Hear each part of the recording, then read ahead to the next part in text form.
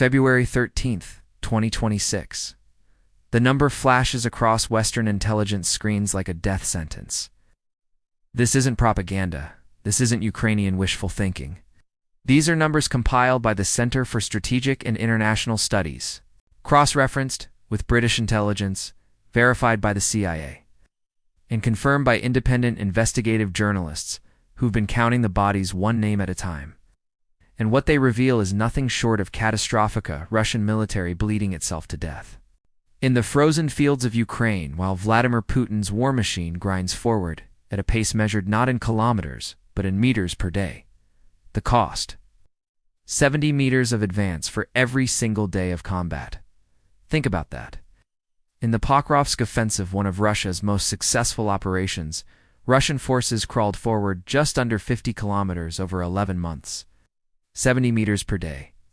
You could walk that distance in less than a minute. Russian soldiers are dying for less ground than the length of a football field every 24 hours. But the blood price for those 70 meters, between 800 and 1,300, Russian casualties. Every single day. Welcome to Putin's war of attrition. And it's a war Russia is losing even when it's winning. The Mathematics of Death, Hour 1. February 24th, 2022, when Russian tanks rolled across the Ukrainian border at dawn. February 24th, 2022. Vladimir Putin believed he was launching a special military operation that would last 72 hours, 3 days to decapitate the Ukrainian government, 3 days to install a puppet regime in Kyiv, 3 days to rewrite the map of Eastern Europe. The Kremlin mobilized approximately 190,000 troops for the initial invasion. Elite units, Spetsnaz, paratroopers from the 76th Guards Air Assault Division, tank battalions equipped with T-90M Prorив, main battle tanks, Russia's most advanced armor. The plan was textbook Soviet deep battle doctrine. Multiple axes of advance, rapid maneuver, overwhelming force concentrated at key points. Moscow believed Ukraine would fold like a house of cards. They were catastrophically wrong. 72 hours into the invasion, elite Russian paratroopers lay dead around Hostomel Airport northwest of Kyiv. The VD Russia's airborne forces, considered the cream of the military, had attempted to seize the airport in a bold air assault operation. The objective was clear: secure Hostomel, establish an air bridge, fly in heavy equipment and reinforcements, then drive straight into the capital. Ukrainian forces destroyed them. Helicopter gunships fell from the sky. Il-76 transport aircraft were shot down, carrying hundreds of paratroopers. The survivors who made it to the ground were cut off, surrounded, and systematically eliminated. Russia's best soldiersmen, who had trained for years, wore the coveted blue berets of the VDV, died in the mud because their commanders had underestimated their enemy. The casualties from those first 3 days? Conservative estimates put Russian losses at 4,000 to 5,000 troops. In 72 hours, Putin had lost more soldiers than the United States lost in 20 years in Iraq. But Putin didn't call it off. He doubled down. By March 7, 2022, the northern axis of Russia's invasion, the armored columns driving toward Kyiv, had ground to a halt. Ukrainian artillery and drone strikes turned the highway north of the capital into what Western analysts would later call the Road of Death. Russian mechanized units, stretched along narrow roads through forests, became sitting targets. Javelin anti-tank missiles obliterated T-72 and T-80 tanks. Turkish-made TB-2 drones hunted Russian supply convoys with devastating precision. Logistics fell apart. Soldiers ran out of food, fuel, and ammunition. Units abandoned their vehicles and retreated on foot through freezing forests. The Ukrainians didn't even need to mount major counterattacks. Russian units were self-destructing through incompetence, poor planning, and a complete breakdown of command and control. By the end of week 2, Russia had suffered approximately 15,000 casualties. The elite units that were supposed to take Kyiv in 3 days had been decimated. On April 2, 2020, to day 35 of the 3-day operation, Russian forces began withdrawing from the Kyiv region. It wasn't a tactical redeployment, it was a rout. Moscow tried to spin it as a gesture of goodwill to facilitate peace negotiations. The reality on the ground told a different story. As Russian troops pulled back from suburbs like Bucha, Irpin, and Hostomel, they left behind evidence of a catastrophic military failure. Hundreds of destroyed vehicles littered the roads. Mass graves contained the bodies of Ukrainian civilians, evidence of war crimes that would later shock the world, but also the bodies of Russian soldiers, hastily buried by their retreating comrades. Western intelligence estimated Russia had suffered 40,000 casualties in the first month of fighting. For context, that's more than all Soviet casualties during the entire 9-year Soviet-Afghan War, and Putin still didn't stop. By August 2022, the nature of the war had fundamentally changed. Russia's blitzkrieg had failed. The rapid maneuver warfare that was supposed to deliver a quick victory had devolved into brutal, grinding attrition. Russian commanders, unable to achieve breakthrough operations, reverted to Soviet terror tactics. Mass artillery bombardment, human wave attacks, and the willingness to accept horrific casualties in exchange for incremental gains. This is when Putin's meat grinder strategy truly began. Russian units began conducting what military analysts call storm tactics, sending small groups of poorly trained infantry forward to probe Ukrainian defenses, often with minimal support. These weren't sophisticated combined arms operations. These were suicide missions, squads of 10 to 15 men. Many of them recently mobilized civilians or prisoners recruited from Russian jails would advance across open ground under Ukrainian fire. The goal wasn't even to take territory, it was to force Ukrainian forces to reveal their positions and expend ammunition. The casualty ratios were obscene. For every Ukrainian position taken, Russia lost dozens of men. But Russian commanders didn't care. They had bodies to spare. Or so they thought. By the end of 2022, Russian casualties had exceeded 100,000, and Ukraine hadn't even started its major counteroffensives yet. The battle for Bakhmut became a symbol of everything wrong with Russia's war strategy. The city, a small urban center in eastern Ukraine, the pre-war population of 70,000 had minimal strategic value. It wasn't a logistics hub. It didn't control key terrain. Taking Bakhmut wouldn't change the trajectory of the war. But Wagner Group mercenaries, led by the now-dead warlord Yevgeny Prigozhin, turned it into a blood-soaked obsession. For 5 months, Wagner forces hurled themselves at Ukrainian positions in Bakhmut. Prigozhin's tactics were medieval. Send waves of convicts recruited from Russian prisons with promises of pardons forward into Ukrainian fire. When one wave died, send another, and another, and another. Ukrainian machine guns cut them down by the hundreds. The Wagner convicts called themselves Storm Z units. Ukrainian soldiers had a different name for them: disposables. The BBC, working with independent Russian media outlet Mediazona, documented the deaths by cross-referencing obituaries, social media posts, and local news reports.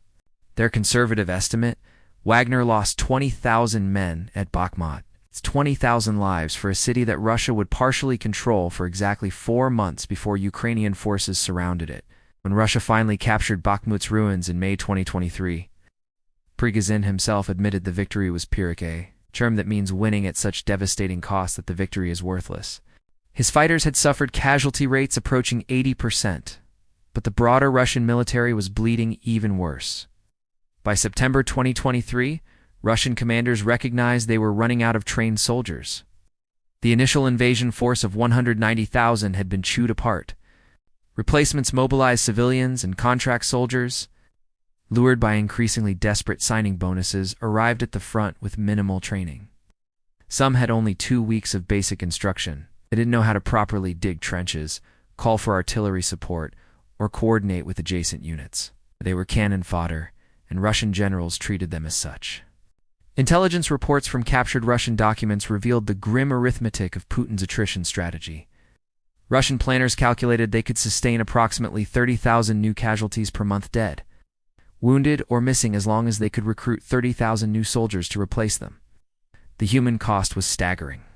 In just the last quarter of 2023, Russia suffered 90,000 casualties. That's the equivalent of losing 4 entire U.S. Marine divisions in 3 months, and still Russian forces advanced. Slowly, bloodily, but they advanced. If 2023 was brutal, 2024 was apocalyptic. Russian casualties in 2024 exceeded every previous year of the conflict. As Ukrainian ammunition supplies dwindled, Thanks to political gridlock in the U.S. Congress that delayed critical aid shipments through Russian, commanders sensed opportunity. They launched multiple offensives across the entire front line, from Kharkiv in the north to Zaporizhia in the south. The tactical pattern was consistent: use massed artillery and glide bombs to pulverize Ukrainian positions, then send in waves of infantry supported by armored vehicles. When Ukrainian forces destroyed the armor, and they did, repeatedly Russian infantry continued advancing on foot. When the infantry was cut down, new waves followed.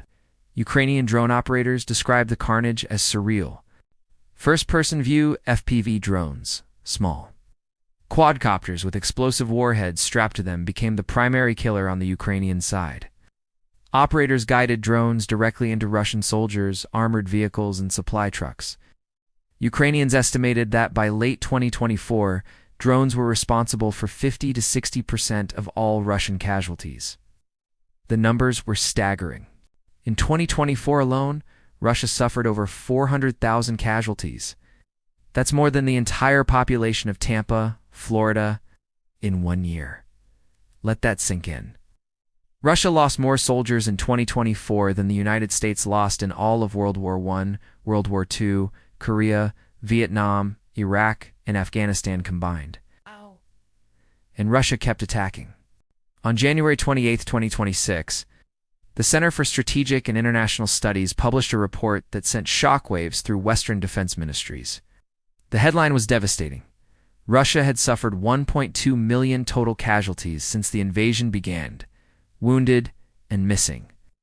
Of those, between 275,000 and 325,000 were dead. To put that in perspective, Russia lost more soldiers in 4 years fighting Ukraine than it lost during the entire 10-year Soviet-Afghan War. 10 times more. The human toll exceeded Soviet losses in the First Chechen War, the Second Chechen War, and every Russian military intervention since World War II combined. The British intelligence chief Richard Moore confirmed the assessment. Former CIA Director William Burns verified the numbers.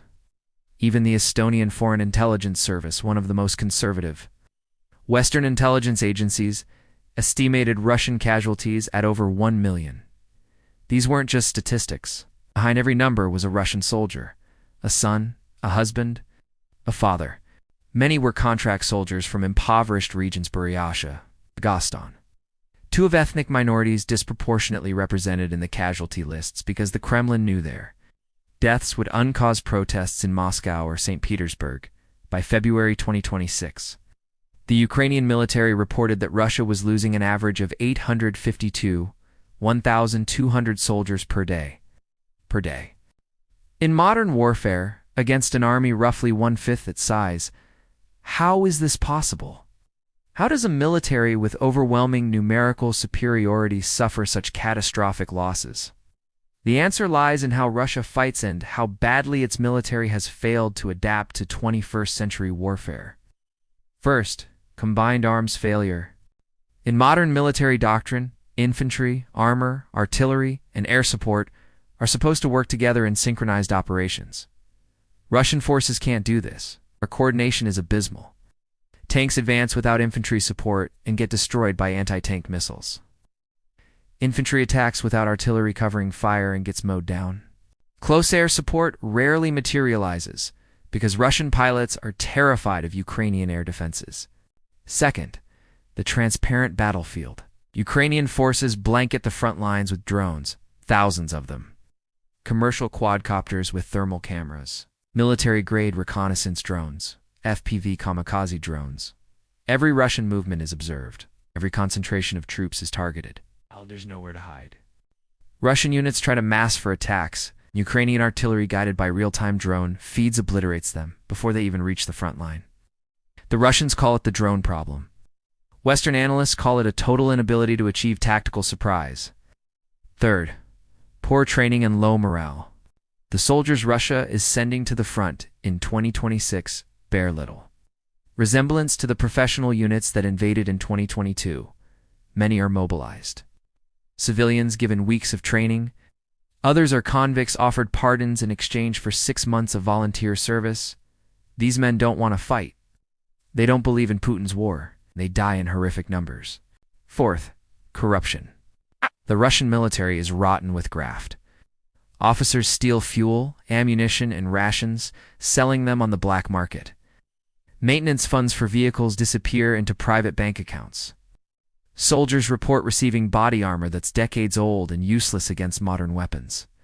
Communications equipment doesn't work. Medical supplies don't arrive. When you combine poor training, low morale, and systematic corruption with an enemy that can see everything you do and has perfected the art of drone warfare, you get a casualty rate that would have been unthinkable in any conflict since World War II. Here is the nightmare scenario that keeps Western analysts awake at night. Russia is suffering catastrophic casualties, and it's still achieving its strategic objectives. Let's look at the numbers. In 2024, Russian forces advanced approximately 3,800 square kilometers. That's territory roughly the size of Rhode Island. It took them a year. It cost them 400,000 casualties. They took it. In January 2026 alone, Russia seized 182 square miles of Ukrainian territory. The offensive aimed at Pokrovska, key logistics, has been grinding forward since February 2024. Russian forces are now within 15 kilometers of the city. When Pokrovsk falls, and Western analysts believe it will, Ukraine loses a critical node in its defensive network. This is Putin's attrition strategy in action. Russian commanders don't care about casualty ratios. They don't care about tactical elegance. They care about one thing. Can Russia absorb losses faster than Ukraine can replace them? Russia has a population of 144 million. Ukraine has 37 million and shrinking due to refugees. Russia can mobilize more soldiers. It has a larger industrial base. And critically, it has the political will to sustain a war of attrition indefinitely. Ukrainian officials privately admit they're suffering between 500,000 and 600,000 total casualties, with approximately 100,000 to 140,000 dead. These are devastating losses for a country Ukraine's size, while Ukraine inflicts far more casualties than it.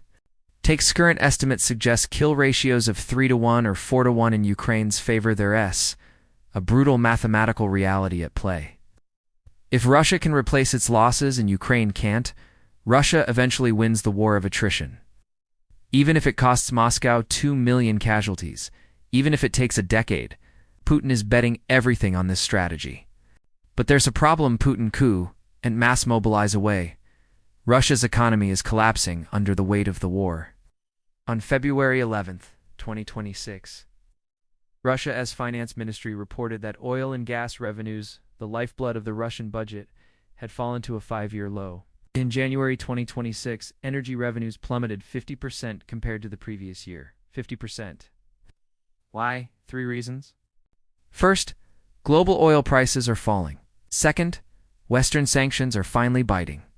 Third, Russia is forced to sell its oil at massive discounts because Western buyers won't touch it.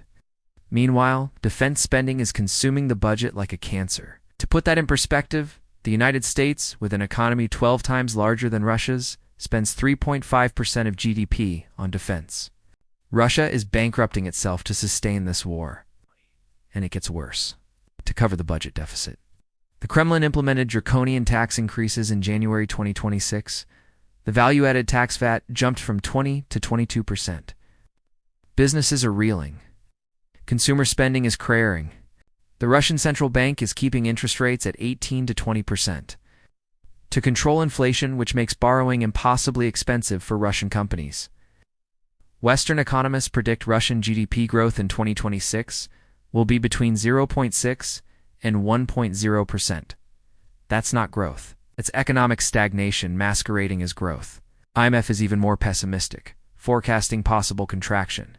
Russia's sovereign wealth fund, the national wealth fund that was supposed to cushion economic shocks, has been drained to cover budget deficits. In 2021, it held 10% of Russia's GDP. By 2026, most of the liquid assets are gone, spent on the war. The war-driven economic boom of 2023 to 2024, when military spending artificially inflated GDP's over. Russia's economy is now running on fumes, producing tanks and missiles instead of consumer goods, accumulating mountains of debt, and watching its educated workforce flee to Kazakhstan, Armenia, and Georgia. Estonia's Foreign Intelligence Service released a report in February 2026 with a stark warning. Russia's economy is in a downward spiral. Even if the war ended tomorrow, even if sanctions were lifted, Russia faces years of economic hardship. But the war isn't ending tomorrow. Beyond the economic crisis lies an even darker reality. Russia is suffering a demographic catastrophe from which it may never recover. Russia's population was already shrinking before the war. Low birth rates, high mortality among working-age men, and emigration had demographers warning of a slow-motion population collapse. The war has accelerated this collapse into a demographic freefall. Consider the numbers. Since February 2022, Russia has lost approximately 1.5 million people to the war. Not just casualties, 325,000 dead, 900,000 wounded, but emigration. Over 1 million Russians, mostly young educated professionals, have fled the country to avoid conscription or because they oppose the war. Those are doctors, engineers, programmers, entrepreneurs, the people Russia needed to build a modern economy. Gone. Men from Buryatia, Dagestan, Tuva, Chechnya ethnic minorities from Russia's poorest regions are dying at disproportionate rates. The Kremlin deliberately recruits from these areas because their deaths don't spark protests in Moscow. But entire villages in Siberia and the Far East have lost a generation of young men. In some regions, there simply aren't enough men left to sustain local economies.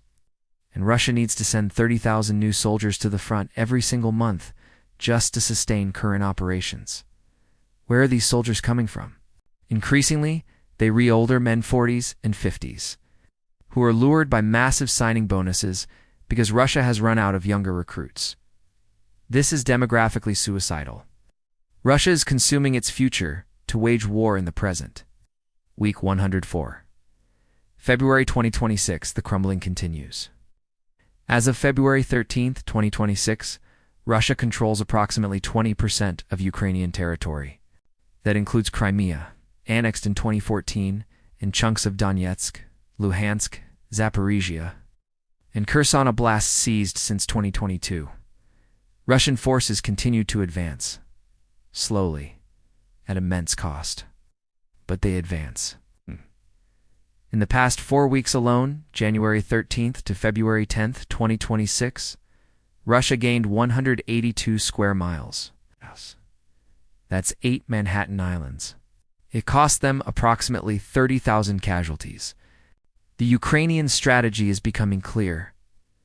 Trade space for time, inflict maximum casualties on Russian forces, and hope that economic collapse or political instability in Moscow forces Putin to negotiate. It's a brutal calculus. Ukrainian civilians suffer under Russian occupation. But Ukraine's military leadership believes that every Russian soldier killed today is one fewer they all face tomorrow. And the killing continues. Ukrainian drones hunt Russian positions 24/7. Artillery pounds Russian logistics hubs. Long-range strikes hit Russian oil refineries, ammunition depots, and command centers hundreds of miles behind the front lines. On February 2nd to 3rd, 2026, Russia launched 450 drones and 71 missiles at Ukraine in a massive aerial assault targeting energy infrastructure. It was the largest attack of the year. Power plants were destroyed. Over 1,100 residential buildings in Kyiv lost heating in the middle of winter. In Kharkiv, 300,000 people lost electricity. Ukraine's energy grid, already devastated by 2 years of Russian attacks, now operates at only 60% of national demand. Ow. Blackouts are routine. The country's thermal power generation capacity has been reduced by 90%. Russia is trying to freeze Ukraine into submission. Ukraine isn't submitting. So, where does this lead? Can Russia win a war of attrition that has cost it 1.25 million casualties? Western analysts are divided. Some believe Russia's superior numbers and industrial capacity will eventually overwhelm Ukraine, especially if Western military aid falters. Russian artillery ammunition production has increased 17-fold since 2021. Russia produces tens of thousands of drones per month. Its defense industrial base, supported by supplies from China, Iran, and North Korea, is churning out weapons systems. Other analysts see a different future, a slow Russian collapse. Not a dramatic military defeat, but in grinding decline where casualty rates become unsustainable, economic stagnation erodes domestic support, and Russia's stockpiles of Soviet-era equipment finally run dry. Both scenarios are plausible, and both are horrifying. Because here's the truth. Russia isn't just bleeding in Ukraine. It's hemorrhaging. Its army is suffering losses that would have forced any Western military to negotiate a ceasefire years ago. Its economy is stagnating. Its demographics are cratering. Its international reputation is destroyed. But Putin won't stop. He can't. Admitting defeat in Ukraine would almost certainly mean the end of his regime. So he'll continue feeding young Russians into the meat grinder, trading lives for meters of Ukrainian soil, banking on the hope that he can outlast Ukraine's Western backers. 1.25 million casualties. More than any major power has lost in any war since. 1,945, and Putin calls this winning. Ukraine's commander of armed forces, General Oleksandr Syrsky, put it best. We are systematically exhausting the enemy and significantly reducing his potential. Russian forces failed to achieve any of their strategic objectives in 2025. They didn't capture Odessa. They didn't conquer Donetsk and Luhansk oblasts. Advanced 70 meters per day, the cost of 1,000 dead and wounded. This isn't victory. This is a slow-motion catastrophe dressed up in propaganda and lies. The war in Ukraine has become the bloodiest conflict of the 21st century. Russia's 1.25 million casualties represent a level of military destruction not seen since World War II. And yet, Putin has bet everything on a strategy of attrition, believing Russia can simply outlast Ukraine and its Western allies. He's trading Russian lives for Ukrainian territory at a ratio that would appall any rational military planner. And he's doing irreparable damage to Russia's future in the process. The young men dying in Ukrainian fields are the workers Russia needed to sustain its economy. The military equipment being destroyed is coming from dwindling Soviet stockpiles that can't be replaced. The international isolation, the sanctions, the brain drain, all of these will haunt Russia for decades. In February 2026, Russia is winning territory, but it's losing the war. The question now is, how many more Russians have to die before Putin realizes it? What do you think? Can Russia sustain these casualty rates?